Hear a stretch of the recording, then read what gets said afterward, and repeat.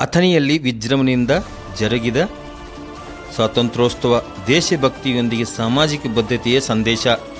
ಐತಿಹಾಸಿಕ ಹಿನ್ನೆಲೆ, ದೇಶಭಕ್ತಿ, ರೈತರ ಬದುಕು ಹಾಗೂ ಸಾಮಾಜಿಕ ಹೊಣೆಗಾರಿಕೆಯ ಸಂದೇಶದೊಂದಿಗೆ ಅಥಣಿ ಪಟ್ಟಣದ ಭೋಜರಾಜ ಕ್ರೀಡಾಂಗಣದಲ್ಲಿ ತಾಲೂಕು ಆಡಳಿತ ವತಿಯಿಂದ 80ನೇ ಸ್ವಾತಂತ್ರ್ಯ ದಿನಾಚರಣೆಯನ್ನು ವಿಜೃಂಭಣೆಯಿಂದ ಆಚರಿಸಲಾಯಿತು. ಬೆಳಗಿನ ತಂಪಿನ ವಾತಾವರಣದಲ್ಲಿ ತ್ರಿವರ್ಣ ಧ್ವಜ ಹಾರಾಡುತ್ತಿದ್ದಂತೆಯೇ ಕ್ರೀಡಾಂಗಣ ದೇಶಭಕ್ತಿಯ ಬಣ್ಣದಲ್ಲಿ ಮಿಂದೆದ್ದಿತು.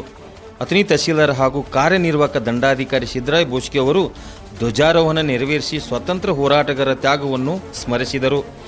ಈ ವೇಳೆ ರಾಷ್ಟ್ರಗೀತೆ ಮೊಳಗುತ್ತಿದ್ದಂತೆಯೇ ನೆರೆದಿದ್ದವರು ಗೌರವಪೂರ್ವಕವಾಗಿ ನಿಂತು ದೇಶದ ಹೆಮ್ಮೆಗೆ ಸಾಕ್ಷಿಯಾದರು.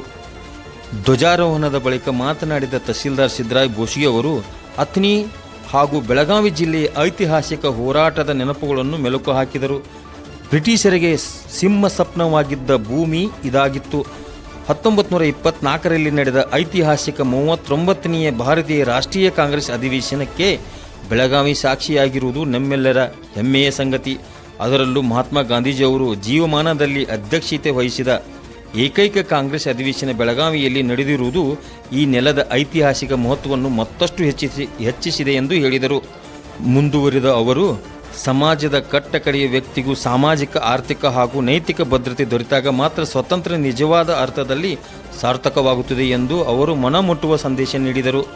ಅಥಣಿ ತಾಲೂಕು ಕೃಷಿ ಕ್ಷೇತ್ರದ ಬೃಹತ್ ಶಕ್ತಿಯಾಗಿದ್ದು, ಕೃಷ್ಣಾ ನದಿಯ ಪವಿತ್ರ ಜಲಧಾರೆಯಿಂದ ಸಮೃದ್ಧವಾಗಿದೆ. ಕಬ್ಬು ಹಾಗೂ ದ್ರಾಕ್ಷಿ ಬೆಳೆಯಲ್ಲಿ ಅಥಣಿ ಇಡೀ ರಾಜ್ಯದಲ್ಲಿಯೇ ಮುಂಚೂಣಿಯಲ್ಲಿದೆ.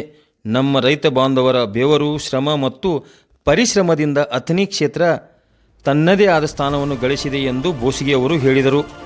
ರೈತರ ಹಿತರಕ್ಷಣೆ, ಪ್ರವಾಹ ನಿರ್ವಹಣೆ, ನೀರಾವರಿ ಯೋಜನೆಗಳ ಸಮರ್ಪಕ ಅನುಷ್ಠಾನ, ಬೆಳೆ ನಷ್ಟವಾದಾಗ ಸಂದರ್ಭದಲ್ಲಿ ಪರಿಹಾರ ಒದಗಿಸುವುದು ಹಾಗೂ ಬೆಳೆ ವಿಮೆ ಸೇರಿದಂತೆ ರೈತರಿಗೆ ಅಗತ್ಯ ಇರುವ ಸರ್ಕಾರಿ ಸೌಲಭ್ಯಗಳನ್ನು ಪರಿಣಾಮಕಾರಿಯಾಗಿ ತಲುಪಿಸುವುದು ತಾಲೂಕಾ ಆಡಳಿತದ ಪ್ರಮುಖ ಜವಾಬ್ದಾರಿಯಾಗಿದೆ ಎಂದು ಹೇಳಿದರು. ಸರ್ಕಾರದ ಸೂಚನೆಯಂತೆ ಪ್ರಜಾಸೇವೆ ಕಾರ್ಯಕ್ರಮಗಳ ಮೂಲಕ ಪ್ರತಿಯೊಂದು ಗ್ರಾಮದ ಬಾಗಿಲಿಗೂ ಸರ್ಕಾರಿ ಸೇವೆಗಳನ್ನು ತಲುಪಿಸುವ ವ್ಯವಸ್ಥೆ ರೂಪಿಸಲು ತಾಲೂಕು ಆಡಳಿತ ಸಿದ್ಧವಾಗಿದೆ ಎಂದು ಅವರು ಭರವಸೆ ನೀಡಿದರು.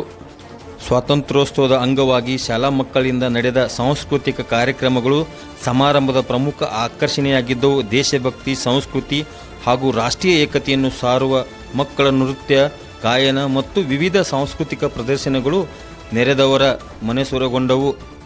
ಈ ಕಾರ್ಯಕ್ರಮದಲ್ಲಿ ಯುವ ಮುಖಂಡ ಹಾಗೂ ಸಮಾಜ ಸೇವಕರಾದ ಚಿದಾನಂದ ಸವದಿ, ಅಥಣಿ ಪುರಸಭೆ ಅಧ್ಯಕ್ಷ ಶಿವಲೀಲಾ ಬುಟಾಳಿ, ಉಪಾಧ್ಯಕ್ಷ ಭುವನೇಶ್ವರಿ ಯಂಕಚ್ಚಿ, ಸ್ಥಾಯಿ ಸಮಿತಿ ಅಧ್ಯಕ್ಷ ದತ್ತಾ ವಾಸ್ಟರ್, ಡಿವೈಎಸ್ಪಿ ಪ್ರಶಾಂತ್ ಮುನ್ನೋಳಿ, ಸಿಪಿಐ ಸಂತೋಷ್ ಹಳ್ಳೂರ್, ತಾಲೂಕು ಪಂಚಾಯಿತಿ ಕಾರ್ಯನಿರ್ವಾಹಕ ಅಧಿಕಾರಿ ಶಿವಾನಂದ ಕಲ್ಲಾಪುರ್, ಅಥಣಿ ಕ್ಷೇತ್ರ ಶಿಕ್ಷಣಾಧಿಕಾರಿ ಮಲ್ಲಪ್ಪ ಮುಂಜಿ ಸೇರಿದಂತೆ ಮುಖಂಡರಾದ ಸಿದ್ಧಾರ್ಥ್ ಸಿಂಗೆ, ಕಲ್ಲೇಶ್ ಮಡ್ಡಿ, ಪುರಸಭೆ ಸದಸ್ಯರು, ತಾಲೂಕಾ ಆಡಳಿತದ ವಿವಿಧ ಇಲಾಖೆಗಳ ಅಧಿಕಾರಿಗಳು, ಸಿಬ್ಬಂದಿ, ಶಿಕ್ಷಕರು ಹಾಗೂ ಅಪಾರ ಸಂಖ್ಯೆಯ ವಿದ್ಯಾರ್ಥಿಗಳು ಉಪಸ್ಥಿತರಿದ್ದರು.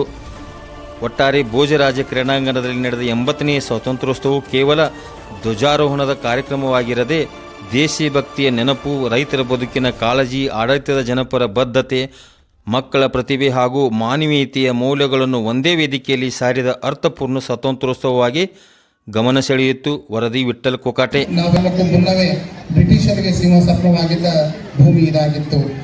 ಅಲ್ಲದೆ 1924ರಲ್ಲಿ ನಡೆದ ಐತಿಹಾಸಿಕ 39ನೇ ಭಾರತೀಯ ರಾಷ್ಟ್ರೀಯ ಕಾಂಗ್ರೆಸ್ ಅಧಿವೇಶನಕ್ಕೆ ಬೆಳಗಾವಿ ಸಾಕ್ಷಿಯಾಗಿತ್ತು. ಮಹಾತ್ಮ ಗಾಂಧೀಜಿಯವರು ತಮ್ಮ ಜೀವಮಾನದಲ್ಲಿ ಅಧ್ಯಕ್ಷತೆ ವಹಿಸಿದ ಏಕೈಕ ಕಾಂಗ್ರೆಸ್ ಅಧಿವೇಶನ ಬೆಳಗಾವಿಯಲ್ಲಿ ನಡೆದಿರುವುದು ನಮ್ಮೆಲ್ಲರ ಒಂದು ಹೆಮ್ಮೆಯ ವಿಚಾರ. ಸ್ವಾತಂತ್ರ್ಯದ ನಿಜವಾದ ಅರ್ಥ ಕೇವಲ ಧ್ವಜಾರೋಹಣಕ್ಕೆ ಸೀಮಿತವಾಗಿಲ್ಲ. ಪ್ರತಿಯೊಬ್ಬ ಸಮಾಜದ ಕಟ್ಟಕಡೆಯ ವ್ಯಕ್ತಿಗೂ ಸಾಮಾಜಿಕ, ಆರ್ಥಿಕ, ನೈತಿಕ ಭದ್ರತೆ ತಲುಪಿದಾಗ ಮಾತ್ರ ಸ್ವಾತಂತ್ರ್ಯ ಸಾರ್ಥಕ ಆಗ್ತದೆ. ನಮ್ಮ ಅಥಣಿ ತಾಲೂಕು ಕೃಷಿ ಕ್ಷೇತ್ರದ ಬೃಹತ್ ಶಕ್ತಿಯಾಗಿದೆ. ಕೃಷ್ಣಾ ನದಿಯ ಪವಿತ್ರ ಜಲಧಾರೆಯಿಂದ ಸಮೃದ್ಧವಾಗಿರುವ ನಮ್ಮ ತಾಲೂಕು ಕಬ್ಬು, ದ್ರಾಕ್ಷಿ ಬೆಳೆಗಳ ಉತ್ಪಾದನೆಯಲ್ಲಿ ಇಡೀ ರಾಜ್ಯದಲ್ಲಿ ಮುಂಚೂಣಿಯಲ್ಲಿದೆ. ನಮ್ಮ ರೈತ ಬಾಂಧವರು ಬೆವರು ಮತ್ತು ಶ್ರಮದಿಂದ ಅಥಣಿಯ ಕೃಷಿ ಉದ್ಯಮ ಕೇಂದ್ರವಾಗಿ ಬೆಳೆಸಿದ್ದಾರೆ. ನಾವು ತಾಲೂಕು ಆಡಳಿತದ ಏನು ಅಧಿಕಾರಿಗಳಿದ್ದೀವಿ, ಕೆಲವು ಬದ್ಧತೆಗಳನ್ನು ಹೊಂದಲೇಬೇಕಾಗಿದೆ. ರೈತರ ಹಿತರಕ್ಷಣೆಯನ್ನು ಮಾಡಬೇಕಾಗಿದೆ. ಪ್ರವಾಹ ನಿರ್ವಹಣೆ, ನೀರಾವರಿ ಯೋಜನೆಗಳ ಸಮರ್ಪಕ ಅನುಷ್ಠಾನ, ಕಾಲಕ್ಕೆ ಬೆಳೆ ನಷ್ಟ ಆಗಿದ್ರೆ ಪರಿಹಾರ, ಬೆಳೆ ವಿಮೆ ತಲುಪಿಸುವಂಥ ಕಾರ್ಯವನ್ನು ಮಾಡಬೇಕಾಗಿದೆ. ಸರಳ, ಪಾರದರ್ಶಕ ಸೇವೆಯನ್ನು ನೀಡಬೇಕಾಗಿದೆ. ಪ್ರಜಾಸೇವೆ ಕಾರ್ಯಕ್ರಮ ಹಮ್ಮಿಕೊಳ್ಳುವ ಮೂಲಕ ಸರ್ಕಾರ ಇತ್ತೀಚೆಗೆ ಸೂಚನೆ ನೀಡಿದೆ. ಪ್ರತಿ ಗ್ರಾಮದ ಬಾಗಿಲಿಗೆ ಹೋಗಿ ಸೇವೆಯನ್ನು ತಲುಪಿಸುವಂತಹ ವ್ಯವಸ್ಥೆ ನಾವು ತಾಲೂಕು ಆಡಳಿತದವರು ತೆಗೆದುಕೊಳ್ಳಕ್ಕೆ ಸಿದ್ಧರಾಗಿದ್ದೇವೆ ಅನ್ನೋ ವಿಚಾರ ಹೇಳ್ತಾ, ರೈತರಿಗೆ ಬಹಳಷ್ಟು ಕೃಷಿ ಚಟುವಟಿಕೆಗಳನ್ನ ತೆಗೆದುಕೊಳ್ಳಲಿಕ್ಕೆ ದಾರಿ ಸಮಸ್ಯೆಗಳಿದಾವೆ. ಅದಕ್ಕೂ ಕೂಡ ಶ್ರದ್ಧೆಯಿಂದ ನಾವು ಶ್ರಮ ವಹಿಸಿ ಆ ಸಮಸ್ಯೆಗಳನ್ನ ಬಗೆಹರಿಸಕ್ಕೆ ಕಾಳಜಿ ಮಾಡ್ತೀವಿ. ವಿಳಂಬವಿಲ್ಲದೆ ಕಚೇರಿಗಳಿಗೆ ಪದೇ ಪದೇ ಎಡತಾಕ್ಸದೆ ಕಾರ್ಯಗಳನ್ನ ಶೀಘ್ರಗತಿಯಲ್ಲಿ ಮಾಡಿಕೊಡ್ಬೇಕೆಂಬ ಒಂದು ಇಚ್ಛೆಯನ್ನು ಹೊಂದಿದ್ದೀವಿ. ಸೊ ಇದು ಮಾತ್ರ ಯಾವಾಗ ಸ್ವತಂತ್ರ ಎನ್ನುವುದು ಆ ವ್ಯಕ್ತಿ ಅವರ ಕಾರ್ಯದ ವಿಳಂಬತೆಯಿಂದ ಸ್ವತಂತ್ರ ಕೊಡಬೇಕಾಗಿದೆ. ಅವನು ಒಂದು ಯಾವುದೋ ಒಂದು ಅರ್ಜಿಯನ್ನು ಸಲ್ಲಿಸಿದ್ರೆ ವರ್ಷಾನುಗಟ್ಟಲೆ ಎತ್ತಾಕ್ಸೋದಲ್ಲ. ಸೊ ಬೇಗ ಮಾಡಿಕೊಡುವ ಮೂಲಕ ಸ್ವತಂತ್ರವನ್ನ ಅವರಿಗೆ ನಿಜವಾದ ಸ್ವತಂತ್ರದ ತಿಳಿಸಬೇಕು ಅನ್ನೋ ವಿಚಾರ ಹೇಳ್ತಾ, ಇಂದಿನ ಶಿಸ್ತುಬದ್ಧ ಪಥಸಂಚಲನ ನೋಡಿದ್ವಿ. ಎಲ್ಲ ನಮ್ಮ ವಿದ್ಯಾರ್ಥಿಗಳು ಅವರ ಮಿಂಚಿದ ಕಣ್ಣಿನ ಕಾಂತಿ ಉತ್ಸಾಹನ ಕಂಡಾಗ ನಾಳಿನ ಭವಿಷ್ಯದ ಭಾರತ ಎಷ್ಟು ಸುರಕ್ಷಿತವಾಗಿದೆ ಎಂದು ಒಂದು ಭರವಸೆ ಉಂಟಾಗ್ತದೆ.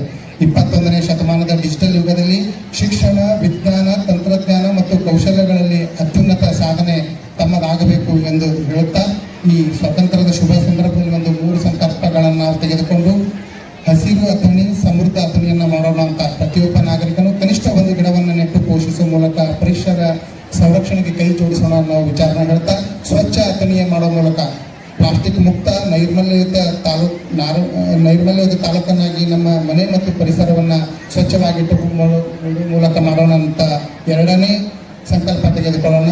ಸಾಮಾಜಿಕ ಸೌಹಾರ್ದತೆ, ಜಾತಿ, ಮತ, ಧರ್ಮದ ಭೇದ ಮರೆತು ವಸುದೈವ ಕುಟುಂಬಕಂ ಎಂಬ ಭಾವನೆಯಿಂದ ಎಲ್ಲರೂ ಸಹೋದರತ್ವದಿಂದ ಬಾಳೋಣ ಎನ್ನುವ ವಿಚಾರವನ್ನು ಹೇಳ್ತಾ, ಈ ದಿನದಂದು ದೇಶದ ಗಡಿ ಕಾಯುವ ಧೀರ ಯೋಧರಿಗೆ, ಹಗಲಿರುಳು ಕಷ್ಟಪಟ್ಟು ನಾಡಿಗೆ ಅನ್ನ ನೀಡುವ ನಮ್ಮ ರೈತ ಸಹೋದರರಿಗೆ, ನಾಡಿನ ಶಾಂತಿ ಸುವ್ಯವಸ್ಥೆ ಕಾಪಾಡುವ ಪೊಲೀಸ್ ಸಿಬ್ಬಂದಿಗೆ, ತಾಲೂಕು ಅಭಿವೃದ್ಧಿಗಾಗಿ ಹಗಲಿರುಳು ಶ್ರಮಿಸುವ ಎಲ್ಲ ಇಲಾಖೆಯ ಅಧಿಕಾರಿಗಳಿಗೂ, ನೌಕರ ಸಿಬ್ಬಂದಿಯವರಿಗೂ, ಆಡಳಿತಕ್ಕೆ ಸದಾ ಸಹಕರಿಸುತ್ತಿರುವ ಅಥಣಿಯ ಮಹಾಜನತೆಗೂ ಹೃತ್ಪೂರ್ವಕ ವಂದನೆಗಳನ್ನ ತಿಳಿಸುತ್ತಾ, ನಮ್ಮ ಹಿಂದಿನ ಪೀಳಿಗೆ ನಮಗೆ ಸ್ವಾತಂತ್ರ್ಯವನ್ನು ಕೊಟ್ಟಿತ್ತು, ನಾವು ಮುಂದಿನ ಪೀಳಿಗೆ ಶ್ರೇಷ್ಠ ಭಾರತ ಕಟ್ಟುವ ಸಂಕಲ್ಪ ಮಾಡೋಣ ಅನ್ನುವಂತ ಹೇಳ್ತಾ, ನಾವು ಇಂದು ಉಸಿರಾಡುತ್ತಿರುವ ಸ್ವಾತಂತ್ರ್ಯದ ಗಾಳಿಯಲ್ಲಿ ನಮ್ಮ ಸ್ವಾತಂತ್ರ್ಯ ಹೋರಾಟಗಾರ ತ್ಯಾಗದ ಪರಿಮಳವಿದೆ ಎಂಬ ವಿಷಯವನ್ನು ನೆನಪಿಸಿಕೊಳ್ಳುತ್ತಾ, ದೇಶ ಮೊದಲು, ಕರ್ತವ್ಯ ಮೊದಲು, ಭಾರತ ಮೊದಲು ಎಂದು ಹೇಳ್ತಾ, ಜೈ ಹಿಂದ್, ಜೈ ಕರ್ನಾಟಕ ಮಾತೆ ನನ್ನ ಸ್ವಾತಂತ್ರ್ಯ ಸಂದೇಶವನ್ನು ಮಾಡ್ತೀನಿ. ಧನ್ಯವಾದ.